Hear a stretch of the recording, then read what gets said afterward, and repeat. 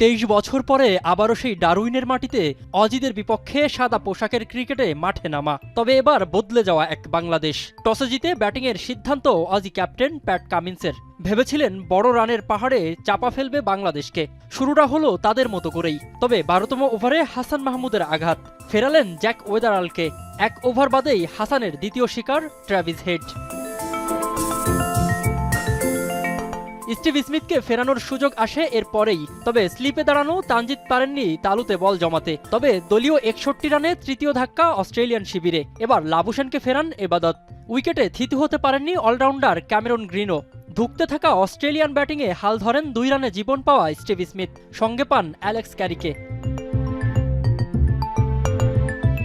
তবে ক্যারিকে আউট করে 55 রানের জুটি ভাঙেন ইবাদত।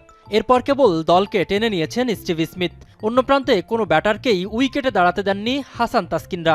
স্মিথকে আউট করে হাসান নাম লেখান রেকর্ড বুকে। অস্ট্রেলিয়ার মাটিতে প্রথম বাংলাদেশি বোলার হিসেবে তুলে নেন ফাইফার। আর সবশেষ নাথান লায়নকে ফিরিয়ে 200 এর মধ্যে আটকে দেন অজিদের। শেষ সেশনে ব্যাটিংয়ে নামা টাইগার 2 ওপেনার সাদমান তানজিদ শুরুটা করেন সাবধানেই। তবে দলীয় 36 রানে ফ্লিক করতে গিয়ে আউট হন সাদমান।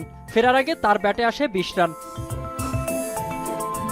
ওয়ানডাউনে নামা মুমিনুল তানজিদকে সাথে নিয়ে বাকিটা সময় পার করেছেন কোনোরকম বিপদ ছাড়াই। মুমিনুলের 35 আর তানজিদের 32 রানের উপর ভর করে 102 রানে পিছিয়ে থেকে প্রথম দিন শেষ করেছে টাইগাররা। দ্বিতীয় দিনে নতুন পরিকল্পনা নিয়ে হয়তো মাঠে নামবে অজি বোলাররা। তবে প্রথম দিনের মতো স্বাচ্ছন্দ্যে ব্যাটিং করতে পারলে তানজিদ মুমিনুলদের হাত ধরেই লেখা হতে পারে নতুন বাংলাদেশের টেস্ট ইতিহাস। মিনারুল ইসলাম, এখন।